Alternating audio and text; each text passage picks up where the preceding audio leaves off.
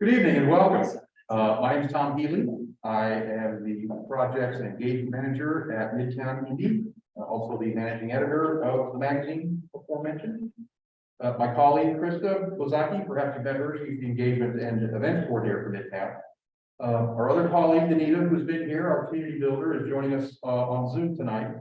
She's on the tail end of a COVID case, but she's doing better. But we gave her the night off, but she's still zooming in, so she'll still be with us. But everyone in the office is engaged in this, in making sure this is a healthy and successful process. Before we get started, can we go around the room and just be helpful for me, but also I think for everybody to get a sense of who's here. Sir, if we can start with you. Sure. And a little bit about who you are, if you're a resident or you're a business owner or property owner, just what your engagement with the neighborhood is. Yeah, so my name is Michael Barnes, live at 53rd and Evanston. I'm a resident, 30 years this year, and did some work with the old Keystone-Monon neighborhood before that all kind of went to bump. But so happy to hear about this process. Thank you, sir. I'm Andy. I'm a resident, 51st and Carvel. Maddie Gall. I live on the north side of Arsenal Park. I also work on 46th Street. But yeah, a little bit about me. Great. Jesse. My name is Jesse Rice. I work with 46th Street Coalition. I have a couple businesses in the neighborhood. I moved back from out of state. I lived at 5020 Carvel. So I was involved a little bit with the KMNA before. Yeah, so I've heard about this process just from, we've been having informal meetings at this building for almost 2 years now. Josiah Keller, I live at 51st and Roslyn. Just bought a house last year. So resident here. I'm Ruth Rankin-Keller. I'm with him. We're really excited to get more involved in the neighborhood, and we've got a new one. Deb Snyder, I live 54th and Crittenden, just south of the American Village. I heard about it through getting a postcard, and this is Jim Snyder, my husband, and he heard about it from me.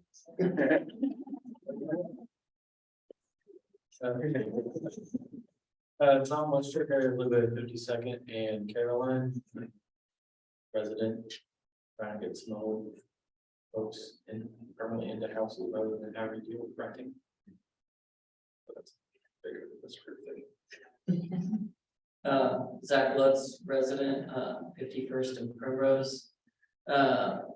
Just like getting involved in these types of processes. I'm an urban planner, and so I do certain things like this or have in the past. Great, thanks. Ma'am. That's great. I live at 49 Ralston, resident. Just paying more attention to I also live in 49 in Ralston. I was known as business owner. JC Bachman, my wife Christine, we are members of 46th Street Coalition, also business owners of Golden. Same here. Anderson, York. I live 49 in Carolina. Apparently we're saying we're business owners now. Yeah. Other than that, it's a guy. Just the guy. Well, thank you. Ma'am, just joined us. We're just going around the circle, giving us our name and how you're connected to the neighborhood. Oh, okay. My name is Mom Busso. I live in the neighborhood. Matter of fact, grew up in this area. And I'm with Tuba Gardens, which is a local urban farm. Yeah. Great, thank you. Thank you all. Now we've got a few people joining us on Zoom. Yes. Can they weigh in? Jamal Miller is a real estate agent living at 5024 Carvel Ave. And I'm just gonna start kind of calling on people as I see them. So Emma, if you want to unmute yourself quickly. Yeah, my name is Emma Klust. I am the former president of Keystone-Monon neighborhood and live, hold on one second, I have a 4-year-old.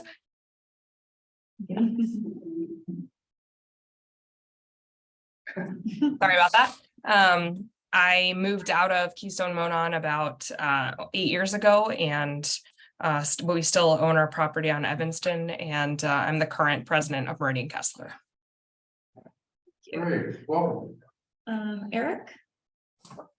Hi, Eric Foley, current resident at like 49th and Evanston. First meeting here, relatively new to the neighborhood, but looking to understand what is happening around town. And Vanetta?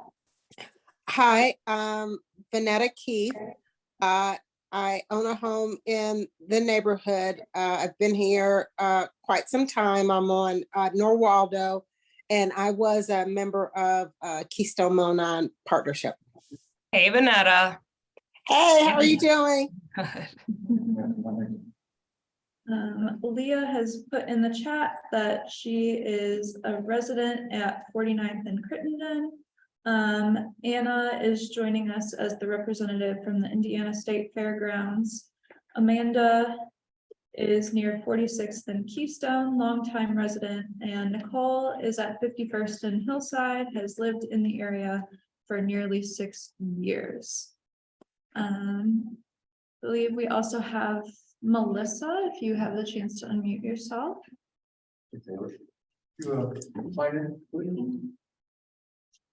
Hey everyone, my name is Melissa Benton and I'm here tonight just kind of hanging out. I had some conversations with Danita in my day job. I am the community development officer at the John Bonner Neighborhood Centers, and we're the convening organization for the Near East Side Quality of Life Plan. We've created 2 quality of life plans over the last 12 years. Our most recent one was certified by the city. So I just talked through some of that process with Danita about what we had to do to be able to get our plan certified by the city and putting together our plan.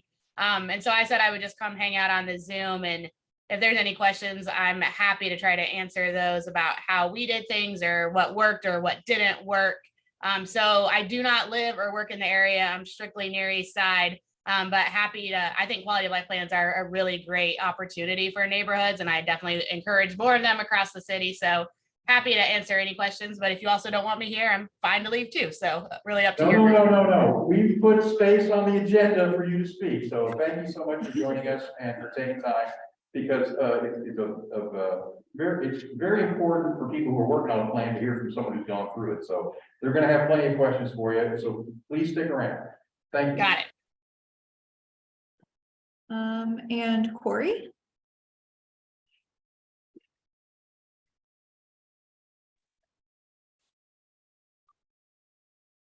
Yes, I'm Corey Floyd from the Indianapolis Fire Department, also current president of the Indianapolis Black Firefighters Association right there at 1201 East 46th Street.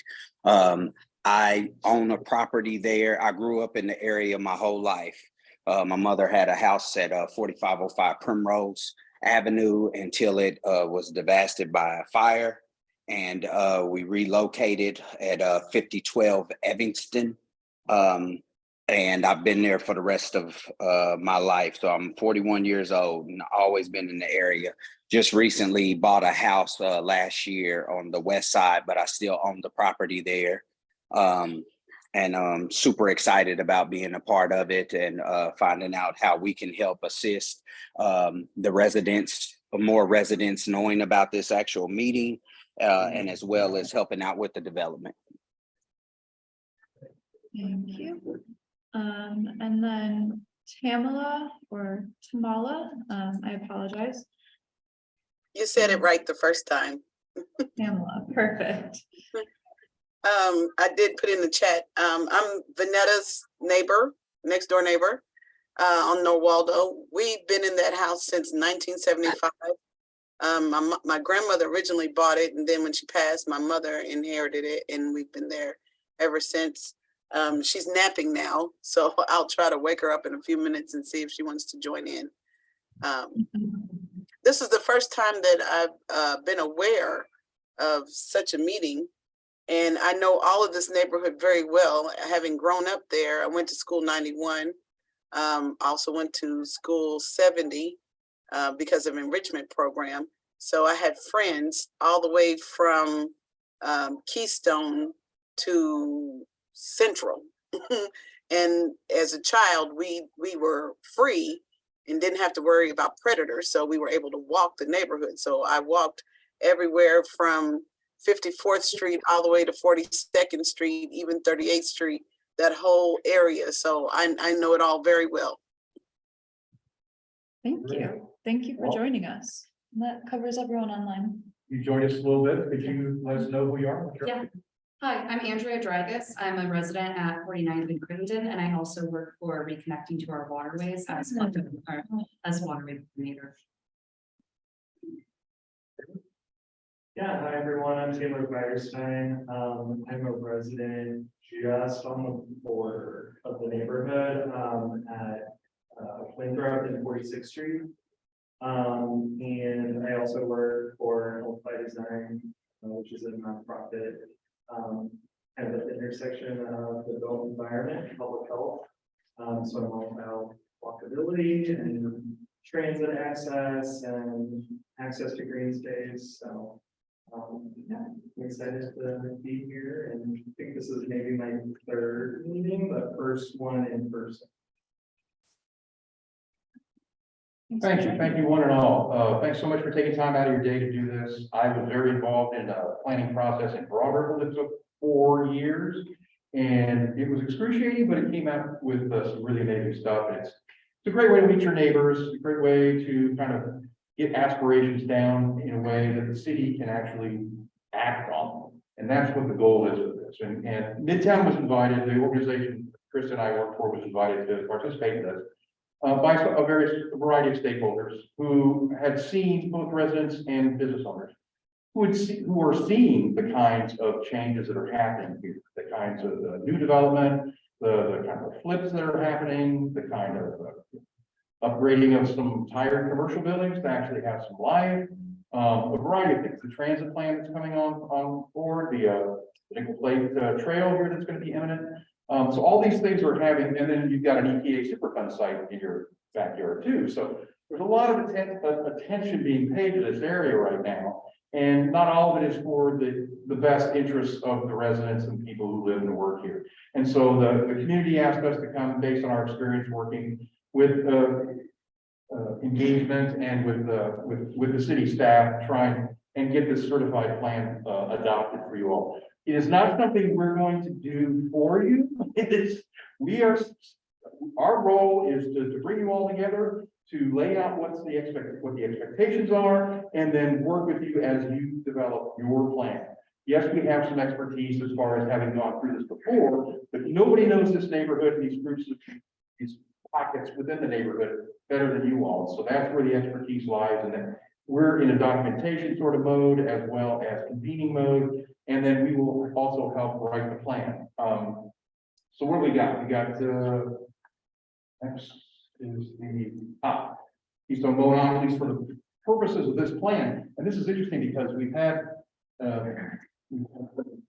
other neighborhoods introduced to us and said, oh, they have to be part of the plan too. But they're all outside of this boundaries. And honestly, you've got a large geography to deal with. So hence breaking it up into like four different sections to look at intensively. So as you can see, you've got some anchor institution type assets like Indiana State Fairgrounds, Indiana School for the Deaf, Arsenal Park, your community gardening program. We've written about that in magazine before. It's just great to see. And then Haverford Little League and again, the existing and the new small businesses that are coming in here. So it's also been within the Midtown district of 20 neighborhoods, the 12 square mile area that's Midtown. This is one of the last areas of true affordability. People who are earning, a minimum wage or above can afford to actually find a place here and put down roots and build some personal wealth. That's so important in all kinds of communities, but particularly here, where you're seeing the kind of pressures you're getting from those companies that come and try to convince you to sell your house for cash, and they very high pressure. Some people who are not financially savvy maybe fall for that. They think, oh, great, $50,000, what can I do? And you find out you can't do much with $50,000, to get it. Well, anyway, so and it's part of the reason we're gonna do this. Certified plan is a process the city came up with because they were hearing from a lot of organizations who wanted to do either what are called quality of life plans or other plans like reconnecting our waterways. They come up with a variety of plans, but there's no way for the city to use those independent plans as part of its decision-making process regarding variances or development standards or rezoning or things like that. And so the city crafted this plan process, and actually it's won awards for community engagement. The Department of Public Health won an award for this. So it's going to take 18 to 24 months to do, basically about a year's worth. What we were told was about a year's worth of outreach and connection with the neighborhood. We've been at this, Midtown has been engaged with about 6 months now of moving this forward. So we're about 6 months into this. We still are at the very early stage, but we've really got to ramp things up. And I hope tonight we accomplish a couple of things that we've been talking about for the last couple of meetings, but we really need to actually get some traction on. So that's my goal for tonight. But the document will be used by the city planning staff once it's adopted. And our colleague, what's her name? Alicia, I'm sorry, Melissa from from Bonner Center is gonna help explain why it's important to have an adopted plan and what that means for the community. So application online, we've got these materials posted in the web page that Midtown has created to host resource documents like this. This is just the front page, half of the front page, the multi-page document. I do have a couple of copies. If someone's really interested in it, I mean, you really want to look at it now, we got a couple of copies here. That just gives you the overview of it. But on that website, we've got, you'll have in our Midtown Indy and then Midtown Indy projects. Keystone-Monon. Yes.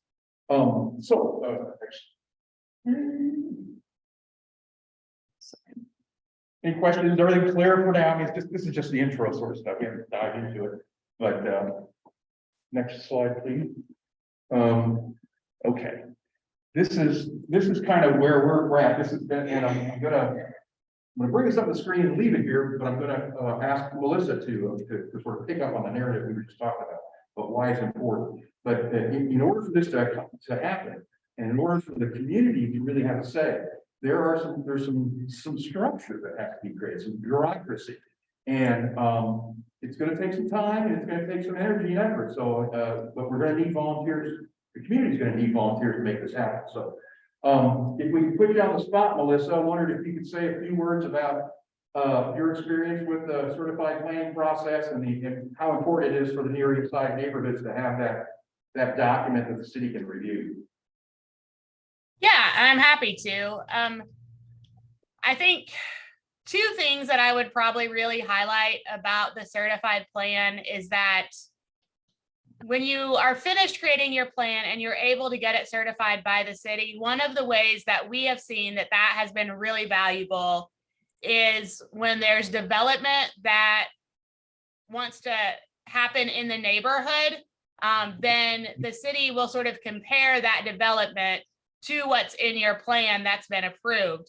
So when you come to things about zoning and, a private developer wants to change something about zoning, and that doesn't really go with the plan, that gives the city a stronger argument to deny that zoning petition because the neighborhood has already said, this is what we want things to be in our neighborhood. It's not a guarantee, it doesn't always work, but it at least gives a sort of baseline for what the neighborhood wants to see happen in the area where they live. And so you can use that to either advocate for the kinds of developments that you want to happen, or conversely, advocate against the ones that you don't want to happen. And so having that certified plan really goes a lot further when you come to some of those zoning hearings and development projects that other people want to do in the neighborhood. When we were going through the process of having the plan certified, it was pretty clear to us that the most important thing the city was looking at was the engagement and outreach that you're doing. That it's really important that you spend a lot of time figuring out what works for your area as far as reaching neighbors, particularly those that don't traditionally either find out about these meetings or come to these meetings. Putting together, spending some time at the beginning of the process, putting together what your engagement plan is going to look like And then being able to share that plan with the city was really helpful for us. One of the things that we did was applied for some grant funding from some various sources, and we hired 4 people from the neighborhood that live here to each focus on a different population that we felt has traditionally been missing from these conversations when they've happened in the past. And so for us, what that looked like was we had one person who really focused on senior neighbors. So typically they don't come to attend these meetings. And so we hired them to go out, visit all of the different senior apartment buildings. So we have a number of those on our side of town, and spend some time in those apartment buildings where those seniors live, talking to them and getting feedback and getting all the information that we would want to get if they were to come to a meeting. We had one person that was specifically focused on youth, really wanting to hear from high school youth about what they want to see happen in their neighborhood, not only to get their input for what they want to see happen, but also really sort of working on building that next generation of people that are going to be invested in the community. We don't want kids to graduate and then move away permanently. They might move away for a while to go to college, but making sure that they understand that they're a part of this neighborhood and we want them to stay for the long term and be invested. And so one of the ways to do that was to really get them involved in this process. So we had a person that focused only specifically on the youth. We have in our neighborhood a particular geography, which might not mean anything to anybody else, but we call it east of rural neighbors. Because our neighborhood is pretty close to downtown, the western part of our neighborhood tends to get more attention, both from just meetings, development, because of the proximity to downtown. So when we look at the area east of Rural Street, we really wanted to spend some really intentional time trying to reach those neighbors. So we had a person that we hired that lived in that area that would just make a habit of like every night going out, knocking on different doors and reaching those particular neighbors. So I would identify what it is for your neighborhood, those neighbors that you feel like haven't typically participated in processes like this or in meetings or don't know about them and figuring out ways. We also did all the traditional things that you think of with like flyers and social media, but we were really intentional about putting flyers everywhere. We worked with different local businesses that would let us like wallpaper their windows to have a big displays that would see it. We also put them in non-traditional places that we as an organization hadn't really done before. So we do always hit like the libraries and coffee shops and schools and daycares and that kind of a thing. But we also made sure that we went to places like the liquor stores and had flyers there. Pretty much anywhere that any neighbor would go, we really wanted to be able to reach. And I think that's one of the things, a lot of times when people hear that it's going to take 18 to 24 months, they think it couldn't possibly take that long to do this. And really what a bulk of that time is that you're spending a lot of really intentional time in doing that engagement so that you can show that your plan was created by a really robust, comprehensive set of neighbors. That's wonderful. Any questions for Melissa from attendees, either virtual or personal? Yep. Well, did you recall what grant that was that you got to hire folks? I'm happy to send a summary of our funding sources. We had 4 or 5 different grants. LISC was one of our bigger funders for this. LISC used to really fund the quality of life plans when they first started in 2007. After a while, they funded the community builder position. We have a full-time community builder on our staff. In the last few years, LISC had told us as an organization, they really wanted to focus on other areas of the city because they had already invested quite a lot in the Near East Side. And they did do a final grant to help us do our new plan. Our original plan was done in 2007. We worked on it for a decade and then really felt like it was time for a refresh. There had been a lot of objectives from that original plan that were accomplished.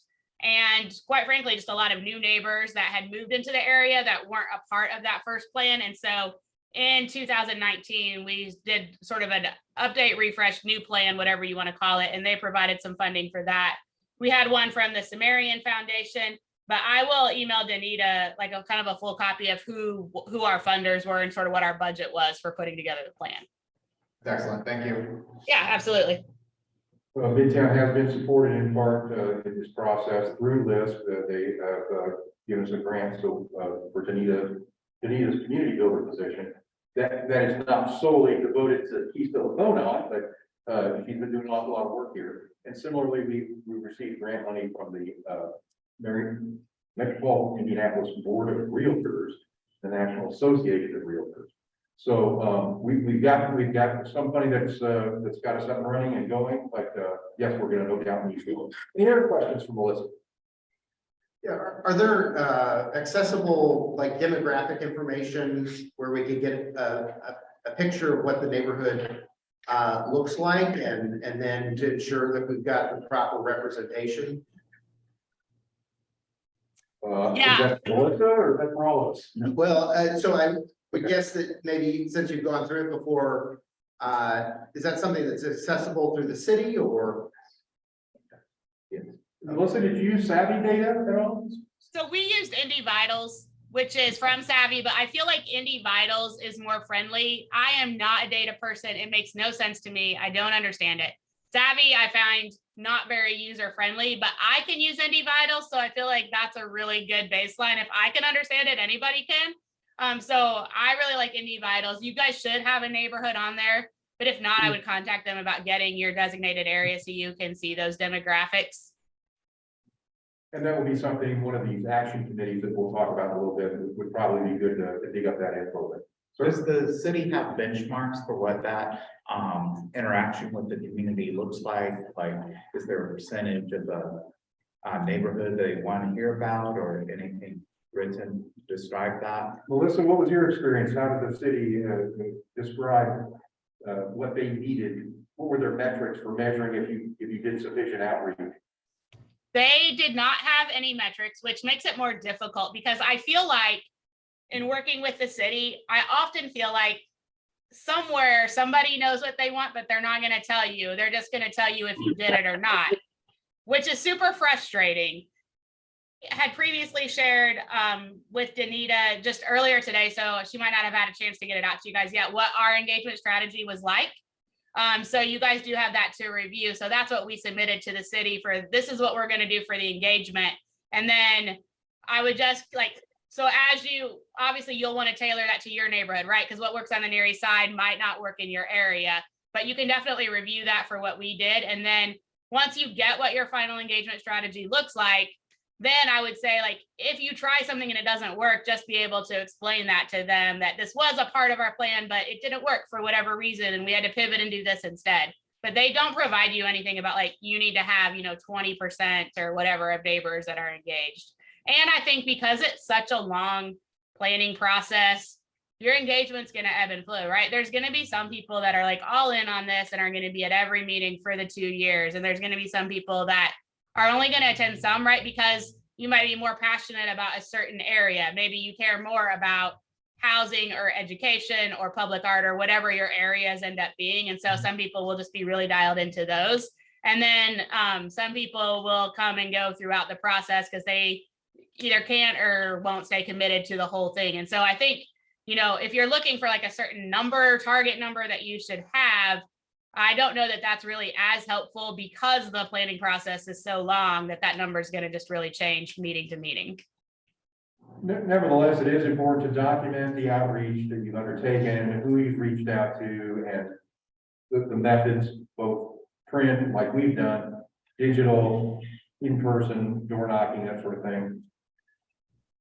It's important to show that. I guess I'm asking a question, Melissa. I'm sorry, can you repeat that one more time? It was breaking up a little bit. Okay, I just wondered if it just underscores how important it is to document the style and type of outreach, whether you've done print mailings or if you've done door to door, or like you did with flyers. I just think that might help the city feel comfortable that the community has made a sufficient effort. Yeah. Absolutely. Anyone else? Questions, comments? Well, Melissa, you also sent a couple of sheets to Danita, sort of one pagers about the quality of life planning timeline and the outreach that you did 2019 and 2020.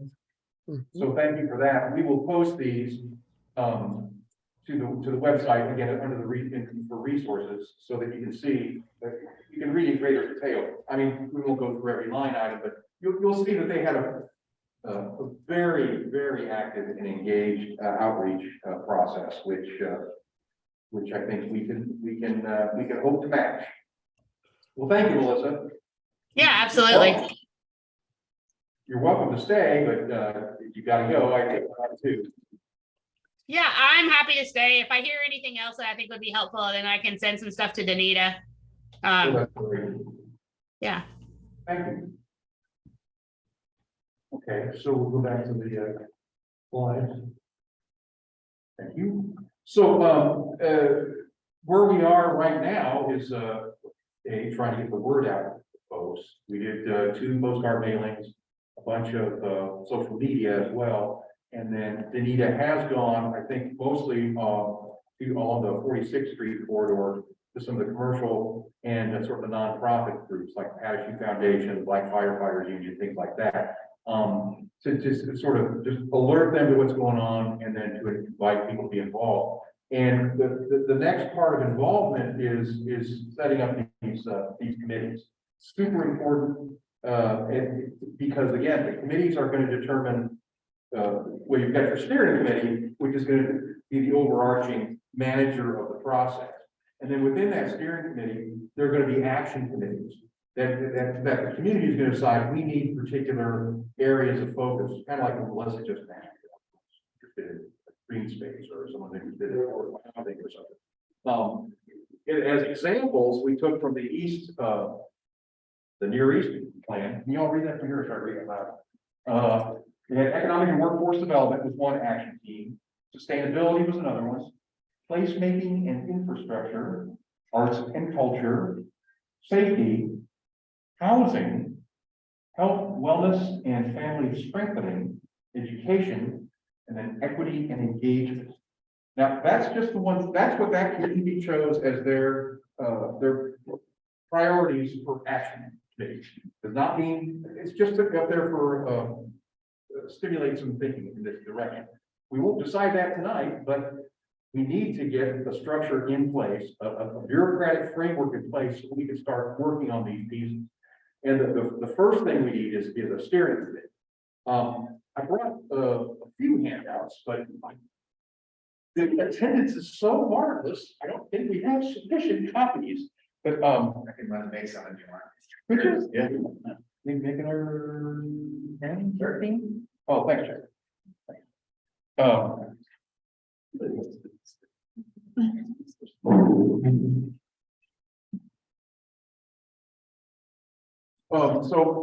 We'll wait for Jeff to get back, if you'll have me to review, and again, this will be posted on the website so you can review it in great detail, but for our purposes here, the steering committee is important because it's it'll be limited to 9 residents, but we need, I say residents, but residents, business owners, or organizational leaders, like we have some gentlemen from Black Firefighters organization, for example, things like that. So and what the city's looking for is a mix. So it's not just residents or even within the resident space, not just longtime residents, but also some new residents or people who maybe are fairly recent. We want a good mix because everybody brings a little bit of different wisdom to the table. And so we want that mix. Same thing with the business owners. There's already a strong sort of 46th Street business coalition that's kind of working to promote this area and stimulate some development in this area.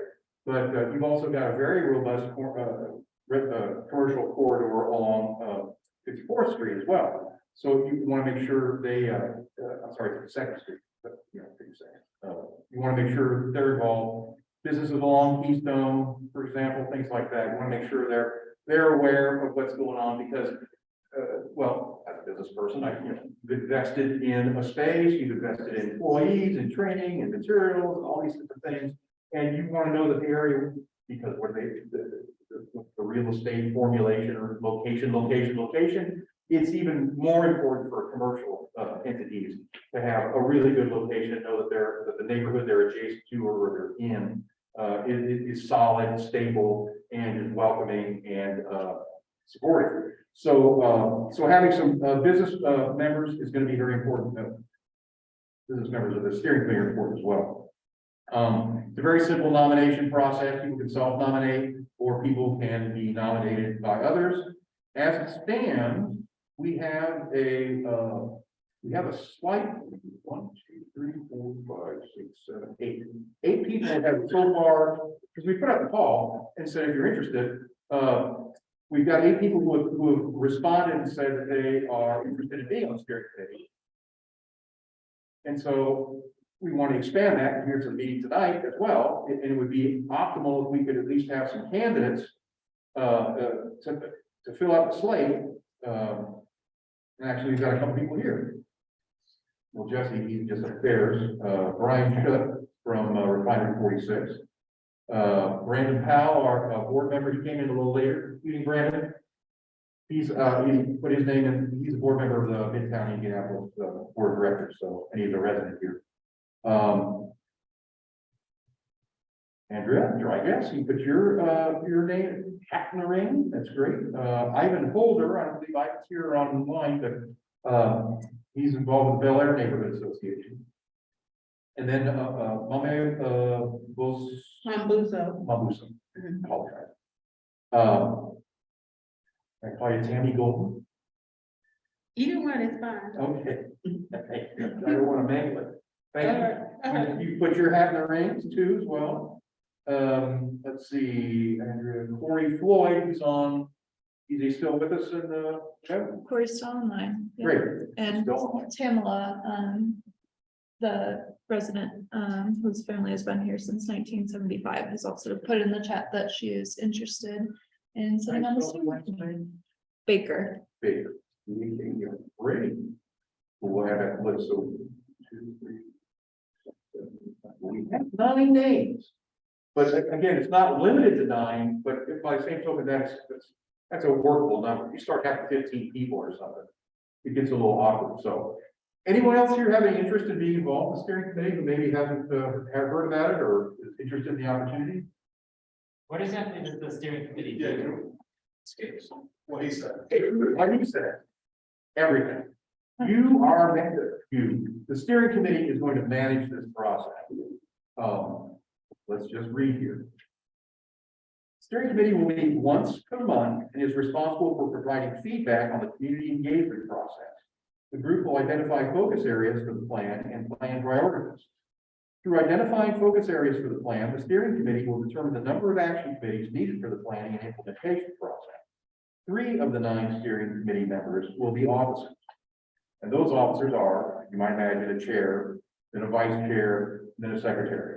And we'll dive into those momentarily, but so you see that the steering committee is really responsible. You're going to be driving this. We want to call it train, boat, human powered vehicle. You're going to be managing and driving this process. Naturally, Midtown staff will be, supportive and helping to make it happen. But if you all who are driving, so does that answer your question? Does that answer your question? Yeah. Okay. And yes. I nominate Anderson York. I think you certainly can. Does Anderson York accept? Yes. Anderson? And you're a resident or? Yeah, a resident. Working out, figuring out how to be this. We'll see how it goes. Yeah.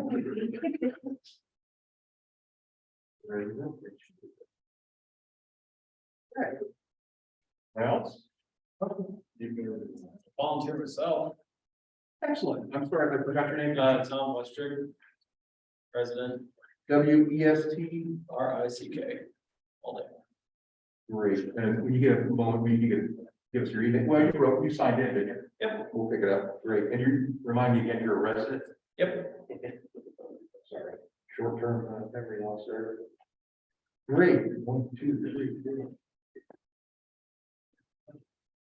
We have 11 individuals who have volunteered to be involved. Now 9 was the sort of the limit. That's not, again, the maximum. Does this? I want to throw it out to the group. Do you think this is acceptable? Do you want to?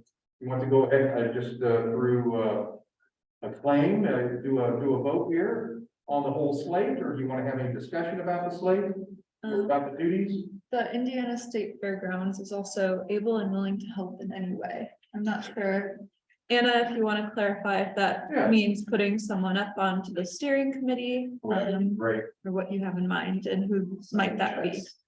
Next time, checks, yeah. Letting us have the deaf school. Yeah, thanks for the opportunity to speak. I don't know who the right person is from our team, which is why I didn't say who. I just know that us being at the table, I think is important, and we're willing and able to do anything. So you just let us know what we can do. Anna, what's your surname? What's your last name? My name is Anna Welchel. It's WLHELCHEL.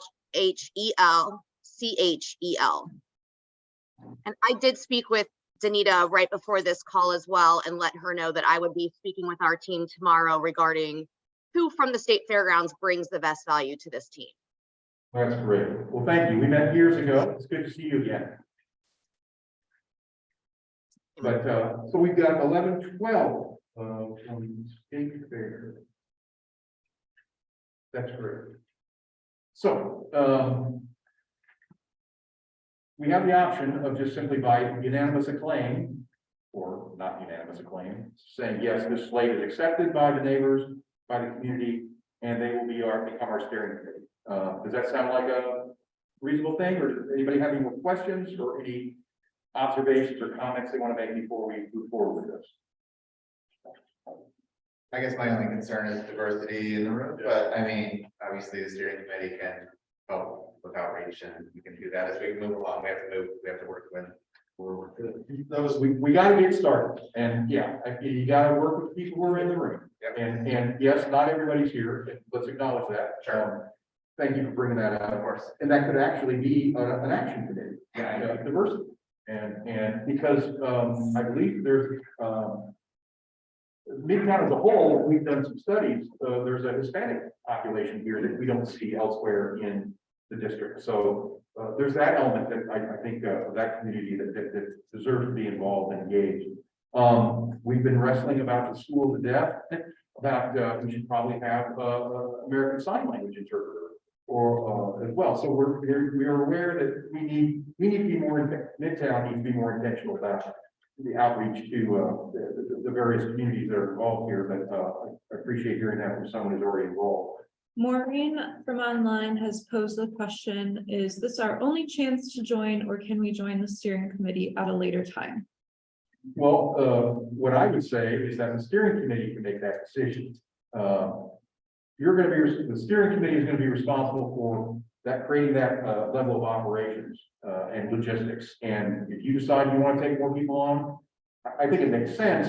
By the same token, if you're 6, 8, 12 months down the road, somebody wants to join the steering committee, it's like, maybe that ship is sailed, But it's up to you. And I will also point out that the steering committee is not the only way to get involved. Each of these action committees will need, significant stakes as well. Exactly. Committees are more important than steering committees. I think it should be involved in those. That will be lives. What steering committee does. This is the first time most of us are hearing that. Well, there's a reason for that, and I won't go into it. The fact that it's a long process to get this many people in the room. I mean, this is a wonderful turnout. Plus, to have people virtual, and we wanted to make sure we had a sense that we really had we're taking the temperature of the community, that we had sufficient community members in the room to feel that we're doing our job. So it's certainly not intentional. It's just how things have played out. And plus, during the holidays, the first of the year, it was just really tough to get through to anybody. When we had the polar vortex through, nobody was leaving their home anyway. So of the 11 people we decided to 12 people, we've got business owners, we've got long-term residents, we've got newer residents, and we have money, hopefully. And stay. That sounds like medium diversity there, as far as that stuff goes. I don't know what demographic wise, but I think we can grow with that with the action committees from that point, I think.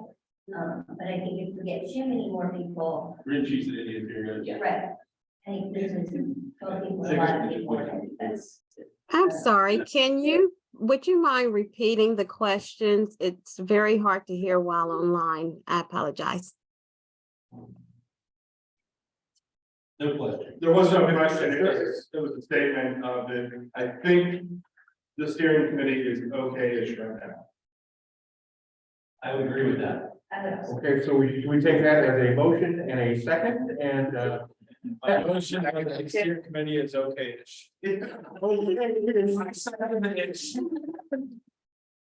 okay, any further discussion? Quick question. Sure. What constitutes a longtime resident? Okay, it's the cutoff there. Okay. I mean, you all can determine that, but we've had people who have said they lived here since the '70s. That kind of qualifies as long as. Use common sense. Somebody who moved in 2 years ago, they're working on it. Okay. I mean, it's not the judge cast judgment on anybody, it's just on this next. Okay, where were we? Had a motion, we had a second, we were having a discussion. All in favor? Yeah. Any opposed? How are our online? There's no opposition. However, I did receive a text that said that there's such extreme echo that it's really hard to hear while online. So if you wouldn't mind, just please speaking up just a little bit. Thanks.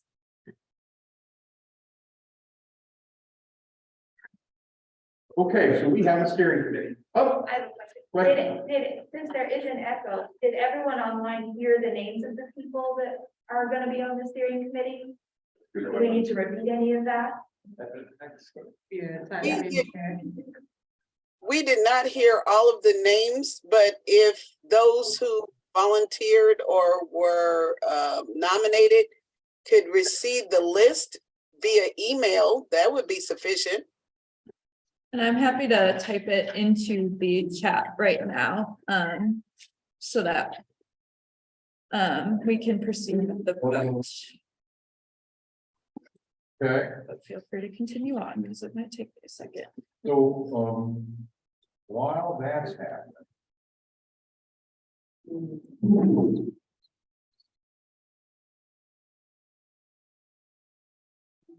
Everybody got a copy of the steering committee document. Thanks for making that suggestion, of course, it's great. So as you can see, then the next order of business would be to select a chair, a vice chair, and a secretary. And if you had a chance to read through what those job descriptions are, because it's a lot of work for a volunteer, I'll be honest, it is. It's a heavy lift. I think you could probably have a co-chair situation if you wanted, not just a vice chair as well, but a little job sharing there might not be a bad thing to do, but again, that's your call, how you want to go. Is anybody interested in sharing this activity? Let's just ask that the steering committee. Is there anyone who has interest, time, and a desire to work with their neighbors and with Midtown?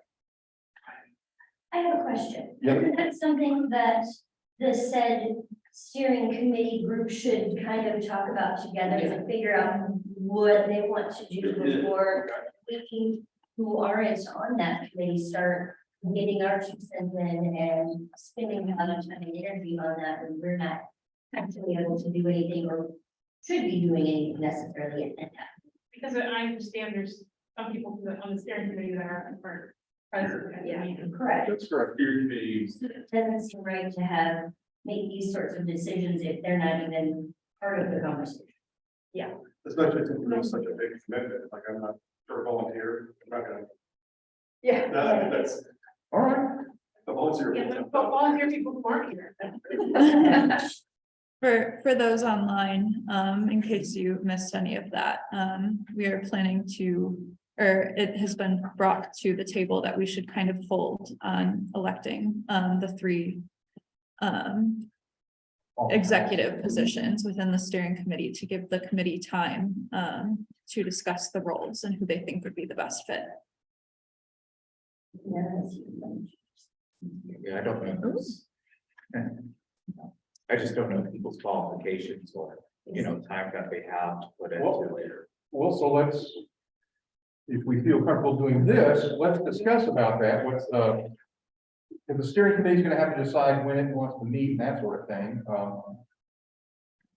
Should we have? I think how to make this equitable. Everybody has access to email. And the 12 members of the steering who have put themselves either who have self-nominated or who have been nominated, if they could email Danita with a one paragraph description of kind of like what you did at the intro, your name, where you live, where you work, where, you know, whether you invest in property, just what your relationship to this district is. And then a sentence of, I guess, intent that what we would, that you would like to serve on the steering committee for this planning process. So that we can submit that, and then Danita will collect them all, and then we'll distribute that through the email list, which, you know, we've got an e-list that goes out. We've got about 100 or so names on it. And if you're not on it yet, you will be added based on your sign-in tonight, and then you'll get regular communications about meetings, about special events, that sort of thing. But we can also make it a way to communicate about the 12 people who have agreed to serve on this steering committee. We'll collect them all together, have short sort of synopsis of what their interests are and who they are, and then we'll distribute that to everyone. And then the steering committee can decide about the process for nominating officers or executives, and that sort of thing. Does that sound like a short-term achievable goal? Yes. Yes. We love those. It's the low-hanging fruit. What's the email address we should send that to? Danita. DANITA Okay. at midtownindy.org. Thank you. And have our friends online heard all this? I've been typing in the chat.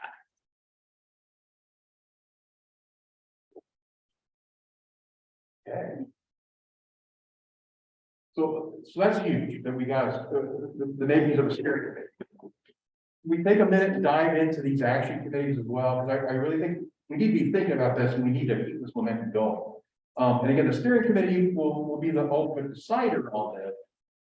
But I can imagine they'll be open to input, and if we kick some ideas around now, maybe we'll have some ideas of what would work.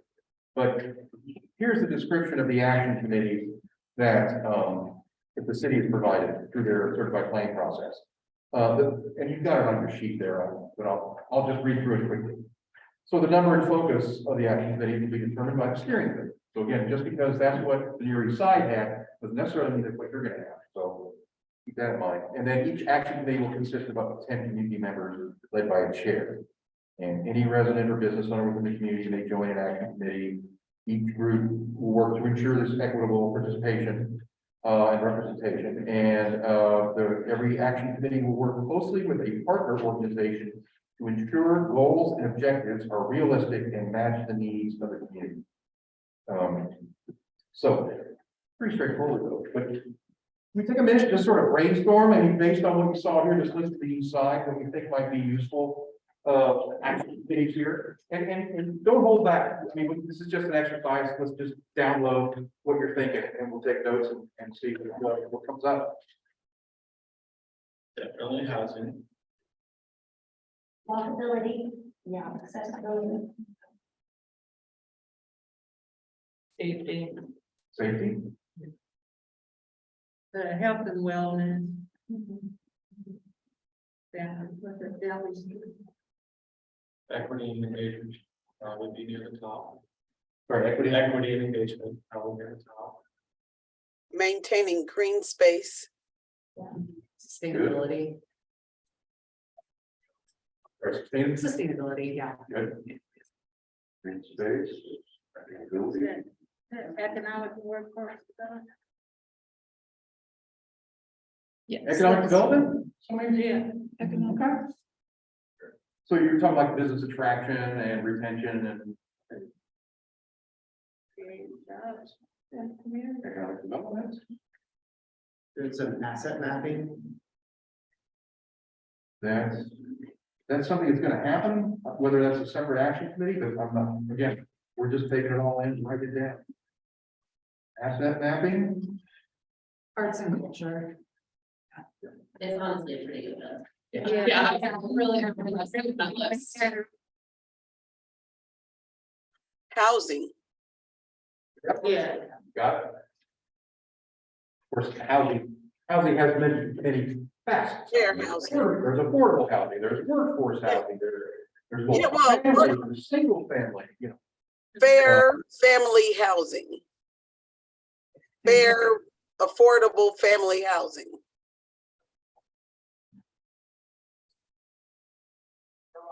Maureen online recommended zoning, determining what corporations can and cannot set up business. And Tom, if you wouldn't mind coming to sit here, so those online. can see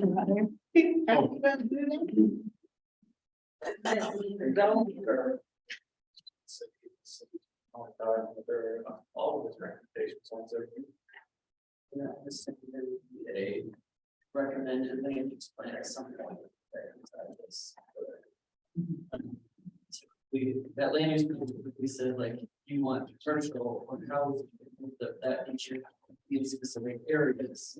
But we typically say, I want only these types of businesses here. That's kind of, I mean, to agree that's discriminatory. When the city has these new categories, these mixed use categories, where you can have a multiplicity of economic activities. Yeah.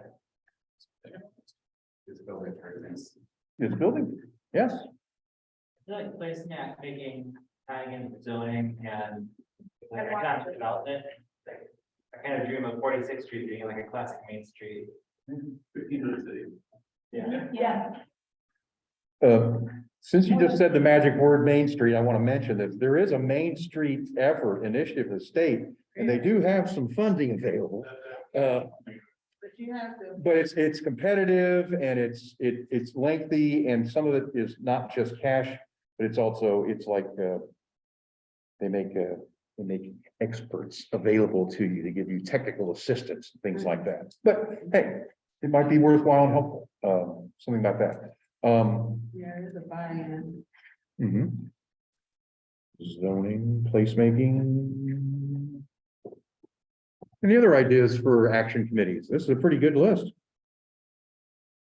I don't know how to say it or what it would entail, but something to care for our seniors, our elders, make sure that they have affordable housing, they have nearby health services, the whole 9 yards. Sort of aging in place. Yes. It's good. Put that down. Great. These are all great ideas. This is excellent.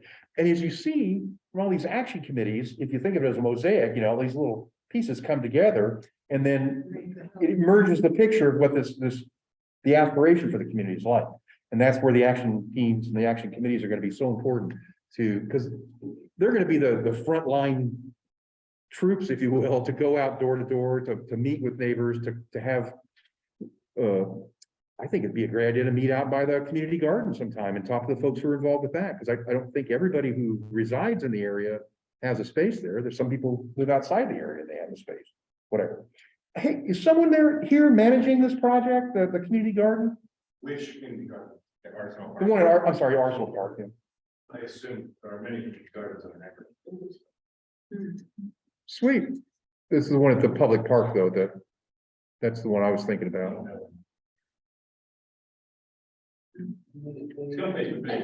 They had a sign, and I tried signing up once, but it was very difficult to get a whole thing, right? Personal limelight comes to mind like coffee roasters.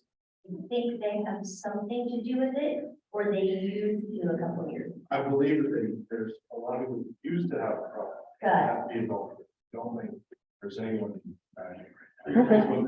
Just curious.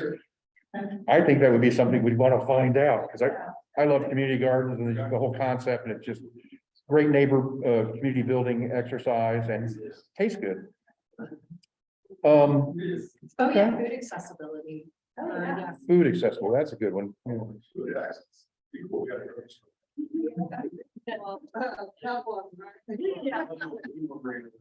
Do you all can't think of Aldi as being in your neighborhood?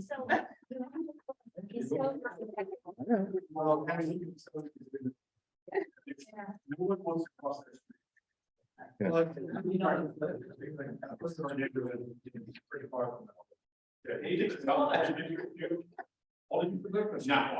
where do y'all go to grocery shop? So I ride my bike to all these. Meyer. I take my life in my You hands. certainly do. I prefer Aldi's being there. I prefer Aldi's being there, as opposed to that giant Myers up the street. I mean, it gives you a choice, you know, so if you don't want to go to the super center, you have something that's a little smaller and more neighborhood friendly. I think Aldi's is more neighborhood friendly. It is, and it's great if you have a car. If you don't have a car, we have, part of our neighborhood isn't good, doesn't, actually, open. Yeah. 'cause it's What's your also- source? What's your source for that info? In the wall. The health department, Yeah. No, I'm just curious because I, Plus it's accessible from public transportation. Not everybody can drive or has something to drive. So it's right on a bus line where people in the neighborhood can access it. well, speaking of transit, you know, Indigo is in the process of modifying their routes, their local routes, not just the BRT routes. And there's going to be some modifications of service here in this area. Are you all paying attention to that? Yeah. Because that's something that really ought to be part of the discussion here.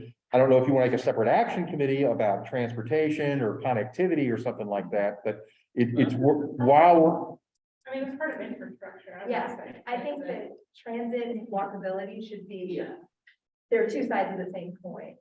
Yes. so walkability, transit, and then infrastructure as well. Yes. For a city the size that we are, our public transportation system is far behind times. And something must be done about it.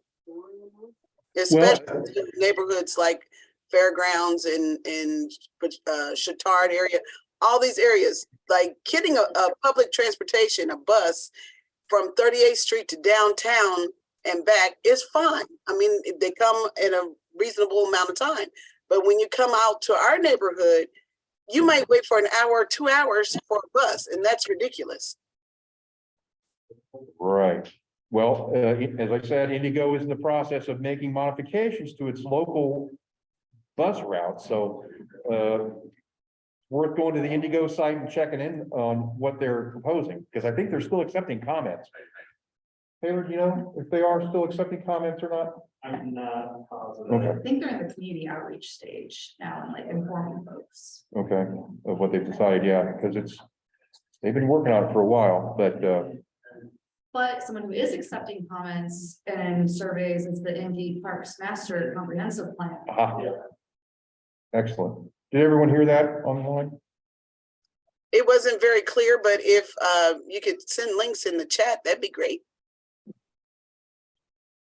I can work on getting a link, but the gist of the comment is that the Indy Parks is currently accepting recommendations, or they have a survey open, comments for their new planned. It's for the updated 5-year comprehensive master plan.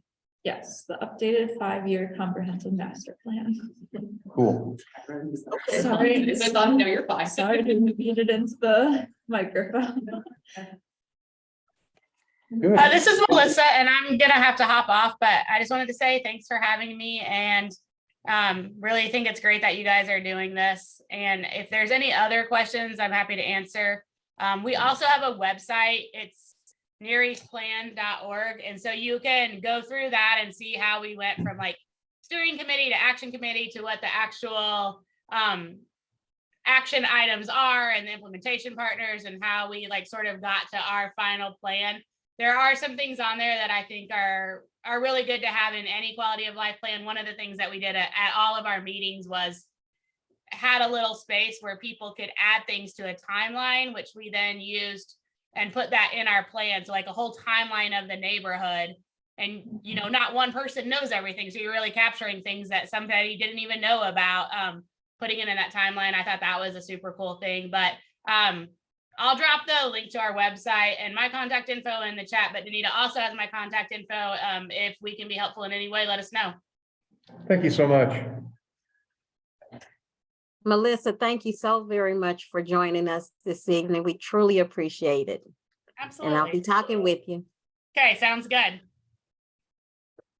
That brings up another thing. What about history? Do you need you want to tell the story of this neighborhood by having someone track the history of it, a committee? So, yeah, along that line, I was just thinking, we may be able to partner with the public library to help fill out some of that history. I currently work for Digital Indy, is the digital city. And we partner with the Encyclopedia of Indianapolis. Yeah. We currently have an entry for our neighborhood, but we might be able to partner with the library to have an event where people can, bring primary sources to digitize, or I love the timeline idea, adding things that are important in the history of our neighborhood. And we can collaboratively update that entry and Nice. maybe have more of our own documentation on it. What's everybody think about that? Does that sound good? You see, and that's just the thing about these community plans is that, within the community are tremendous change agents and skilled individuals, people with passion who can bring something to the table to make the neighborhood better. Thank you so much. Anything else? I mean, we've accomplished a lot so far. Is there anything else y'all think we need to talk about or you're interested in? Have any questions, any comments? Not related to this, in 22 minutes, is the Washington Township Democratic Club meeting, not to push the partisan side of things on people, but there's usually at least 2 city councilors, state level reps that could help with answering some like infrastructure questions, all that stuff, and that is at the township Trustee court right next to Plant Fitness. So they have how often do they have that? 7 o'clock once a month on the 3rd Wednesday of the month. I'll also plug another community meeting for you guys. I'm part of Reconnecting to Our Waterways. We're a collective impact group, and our nearest waterway is Fall Creek. We meet the 3rd Thursday of the month from 4:30 to 5:30 p.m. Tomorrow is unusual because we're doing like an online Zoom feedback session for our new strategic plan, but our next meeting will be March 16th. I will email you if you're interested in that. But also what's really exciting is tomorrow we're actually announcing a new grant program as part of our expansion beyond our 6 traditional waterways. And so south of 46 and kind of in this Midtown area does qualify for that. There will be the full grant information is on our website at www.ourwaterways.org under the grant section. Look for Road Forward. And you can see what types of projects and areas are eligible. And those will be probably five $5,000 grants that need to be spent by June 15th. So it is shovel-ready projects, fast and furious. If there is an environmental or art or connectivity project that could benefit from that, be happy to help you through that. At the website. Can you find the information about the meeting? You said you have a link. Yeah, for the 3rd Thursday of the month. I'll give you I can say my email as well. If you guys want to write that down, and I can still take your emails. Andrea, ANDREA at our like OUR waterways.org. And our website is our waterways.org. Reconnecting our waterways. Reconnecting to our waterways. Growing forward. Yeah. Yeah. Great, good initiative, Yes. great initiative. Now I mentioned, I don't know if you were here or not, but there is a Superfund site Yeah. right here Yeah. that recently just got some attention in the paper about some additional funding that was made available through the Biden administration. Where is it? It's a former Tuckman's dry cleaning facility, and on top of the facility where it used to be is now like a used car lot. There's it's on Keystone, yeah, just south here. There was some pollution there, right? And it's a groundwater plume that is migrating as it does. And so the state of Indiana, IDEM decided, we can't do anything about this. And so they went to the feds put it on the Superfund list. And they've done some vapor mitigation on some of the houses here, just immediately south of this, of Refinery 46. They kind of like, what is that stuff called? Radon, Like, you know, you sometimes have you install a fan, well, similarly, that's what they've, EPA has identified as being the way to help mitigate this problem with the fumes that, this plume has fumes. And it's for all this dry cleaning chemicals that we now know are forever chemicals causing all kinds of cancers. But they've got to it enough time that I think it's okay. But anyway, just ought to be aware of that. And then from a waterway standpoint, it's important because our drinking water in White River and Fall Creek And on that note, we're planning a brownfield education forum 101. I'm not aware of any specifically in this area. I would not be surprised if there are, and that'll be in mid-May at the Tube Factory. And so we'll have a panel of experts, information, just, you know, how you can use that economic development resources and things like that. But that's in May, so stay tuned. Well, see lots going on. Anything else for the good of the order that people can think of? Because don't want to hold you here any longer than we have to, but I don't want to rush you to the door either. We got a lot done by getting the steering committee started. Everyone who got nominated, if you'll send that email to Danita with identifying yourself and just kind of, and we'll share that with everybody, and then you all can move forward with that. Danita? I did, yes, I did I did put Carrington Sanders' email and phone number in the chat.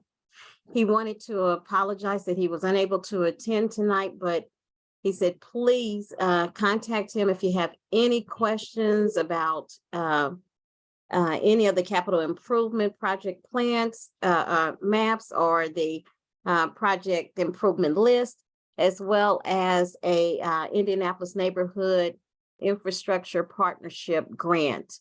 I don't know if that was the one that was just mentioned, but I can put that link in the chat as well if that was not the one that we were just speaking of.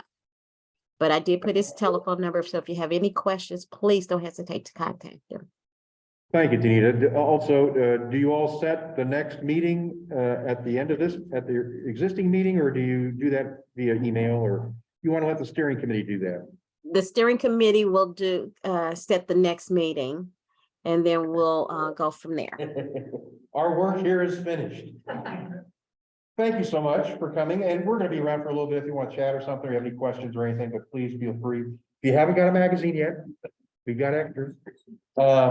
Thank you so much, and thanks for taking time out of your day. It's really important.